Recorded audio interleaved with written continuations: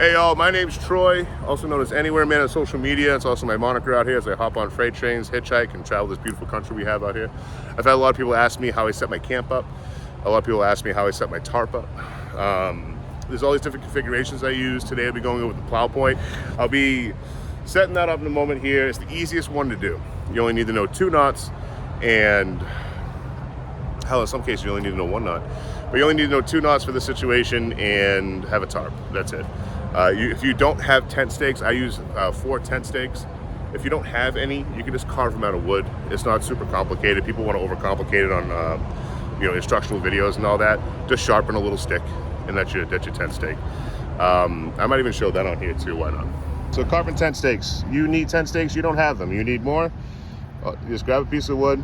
It can even be a little bit thinner than this, but you don't want thinner than that. Just snapping it does half the work for you. So we're going to find the bigger side with the bigger snap on it, which is that one there. And I'm just going to carve the other side. There's a little knot at the end. It might give us some trouble, but it shouldn't be too much of a problem.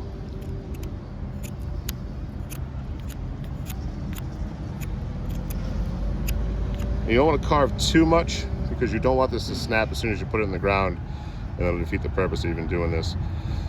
And I'm not going to be hammering these down. I just push them in, I've been to some pretty high winds and this worked just fine. So I'm going to find the spot with the least amount of knots on this side, which is right here. I'm going to do what's called the stop cut. So I'm just going to put a little cut in there, not too deep because you don't want it to snap. And then I'm going to carve into that cut. Now that stop cut will stop the knife from going past that point as long as you don't press too hard. And all that's going to do is work as a little notch. So you can tie stuff to it, carve a little bit more out on this side. Tie stuff to it, put a grommet to it, whatever you need to do. It's just a little notch like that. That stop cut is how you get into there. And that's it. Then you have a tent stake. You can do these in 3 seconds if you had to in a rush. All right, let's talk the knots you're gonna need for this configuration. I'm gonna be on this tree here. So I need a longer cordage. I cut them all in 6 feet. I'm gonna need a longer cordage. Usually you wanna use 2 of the same width cordage. This is 1100 paracord, this is 550.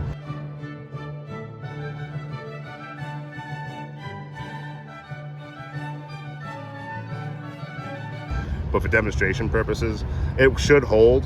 But when you have a thicker and a thinner line and you put them together using a square knot, which I'm about to teach you, it might slip. You want to use a sheep shank for this, but just for simplicity's purposes and demonstration purposes, I have the 2 different colors. So they say right over left, left over right. The way I think of it is whatever side goes over stays over, right? So that black is going over the white, up and under. And then the black again is going to go over the white. This is called the square knot. It's to join 2 lines together. Pull that super tight. Now, as much as you pull on this line, that won't come out. But to get it out, all you gotta do is push these 2 together and it comes right out, no problem. So again, real quick, and I'll slow it down. It's the black over the top of the white, black over top of the white again. Now you'll see these 2 loops. If you don't have these 2 loops like this, you might have what's called a granny knot. That means you didn't keep the same side over.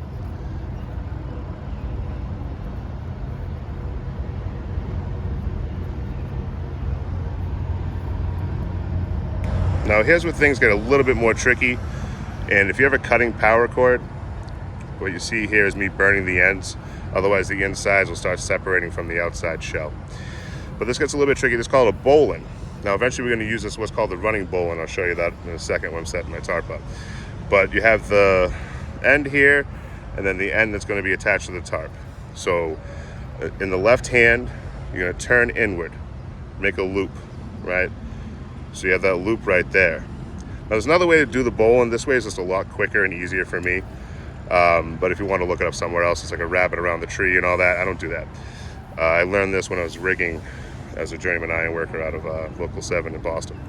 So again, I'm going to turn from the inside, get that loop, take this end that's going to be attached to the tarp, put it through that loop, right? So now you have this strange looking thing. Now this end here, I'm going to put that through the loop, down, and then back on itself. And then pull the side that's going to the tarp.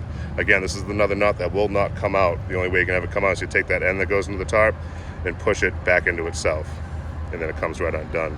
A lot of these knots that I choose are for a quick release. so that way I can get out of Dodge if I get caught, because a lot of times I'm camping when I'm not supposed to be. Today we have a legal campsite, believe it or not. So again, we have the end that's going to be the loop in the bowline. We have the end that's going to be on the tarp. So you twist here, you get that loop, you take the end this one will be going into the tarp, you put it back through itself. You take this end, put it through that loop that you just created. It's basically the line that's going to be attached to the tarp is going through the first loop. So you put it through that second loop, pull it back on itself again. You want this to be on the inside, and then you just pull the side that goes to the tarp, just like so. And then you have your bowline. Again, this will go nowhere. It'll definitely hold the weight of just a tarp, and especially in high winds that we're getting tonight. All right, so I took that bowline, I wrapped it around this tree where we tie my tarp off to. So now we're gonna do what's called the running bowline. You take that line, this end's gonna be the one attached to the tarp, put it through that bowline. You wanna try to make it as tight as possible before you start putting the toggle in, which is gonna be this piece of wood right here. It's a highway not too far from here. So that'll hold that in place, and as soon as I need to leave, path of least resistance, you just pull that out and it comes right undone. You pull your line right off the tree. So again, just take the end going to the tarp, put it through the bowline, try to keep it reasonably tight, and then just slide it up. And that's not going anywhere. I ended up not needing that extra line for the square knot, but I'm glad I got to show you guys anyway. So I got the 1 Tigris tarp. It's a polyester ripstop tarp. Remember me, 45 bucks last time I got it last August. Maybe a little bit more pricey now. The only issue with these smaller grommets, which you can fix by putting a bunch of paracord on there or tarred bank line, anything like that. But I'm going to be using this piece of wood to get in there. So same thing with the running bowline. I'm going to do it quick this time because I'm going to explain that all. Put it through itself. The whole idea is to be able to set these different configurations up within minutes, so that way you can prevent getting soaked. If it's pouring rain out right now, I'd do this super quick and get it all set up. And also you got to be able to break it down quick, so that way when you can't, when you're not supposed to be. Again, this is the struggle with this, is just the small grommets. You got to kind of finesse them in. There we go. Get this bad Larry in there, and that's the plow point. That's all you're going to need, really. The rest is just staking it all down to the ground. I'll show you that in a second. Again, I use tent stakes. I carry 4 of them. If I ever need more than 4, I'll just carve them up. So you just slide them in here under the grommet. You want it to be right on that middle ridge line. Right, so this is the middle line right here. And that's the same line that goes directly into that tree. I'll show you the whole thing set up here in a moment. I'm just going to put these tent stakes down.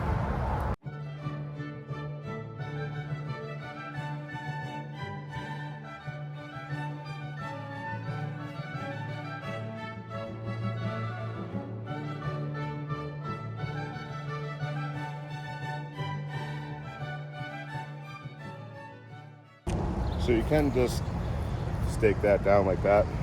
You know, you could just set that up, call it a plow point, and fine. I like to open the sides a little bit here. You could either go down the side over here and stake it down there. You can even give you a little bit of floor by tucking it underneath, or you can do what I'm doing here and just widen the front where you're going to load in. We're going to crawl in there, so give yourself a little bit more room. Because I'm always lacking room, too big. I'm doing the same thing here when I'm doing the bowline. I'm not doing a running bowline this time. I'm just doing a bowline right on the corner, and then a bowline right on the tent stake. Put this tent stake in the ground. And the whole idea in doing these is to practice when you don't have crazy weather. It's not 5 degrees out. You know, where you have time to think about it, make mistakes, mess up, look stuff up as you go, or find your own way of doing it. You know, because when you first start doing anything involving nature, starting fires, putting up tarp shelters,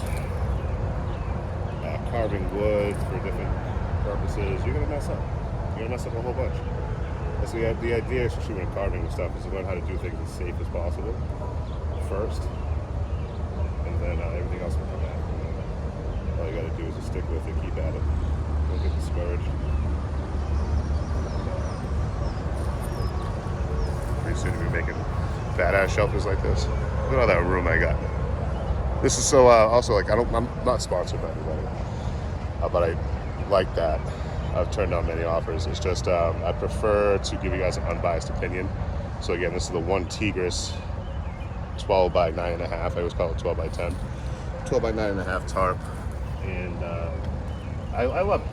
That's my third version. I think I got this is my second or my third time getting the same tarp. But again, I'm not sponsored by anybody, so whenever I'm talking about gear, it's because I enjoy it. But I can tell you stuff I don't like how the grommets are so small. And that's it. We got my ground tarp, my sleeping mat, and I'll use my pack as a pillow so no one can grab it on me while I'm sleeping. I don't have rain for a couple hours, so I'll probably hang outside here in my bucket until it starts pouring out, and I'll dive down there. I'm not in the low ground, so I don't have to worry about flooding or anything like that. But yeah, the only thing not taken out yet is my sleeping bag. That's still in the bottom of my pack. I unzip the bottom of my pack, pull my sleeping bag and my Gore-Tex bivvy. Basically, it's a Gore-Tex mummy bag that my sleeping bag goes into. But I leave that in my pack so that way at night when I pull it out, don't worry about bugs being in it and stuff like that. I'll give you an outside view here. Again, it's just hooked up to that tree. And then down over here. Right, one on the back, one on the side, and then the rope on the line on either side, pulling it to give me a little bit more headroom. And this is, again, if I had two trees to tie off to, I'd do a lean-to or an A-frame. I just don't have that luxury here. So I went with the plow point, which is just as good, especially in high winds. You're covered on most sides. Well, there you go. That's what it looks like from further away, just to give you a better idea of what it looks like. Dilapidated campsite I'm in.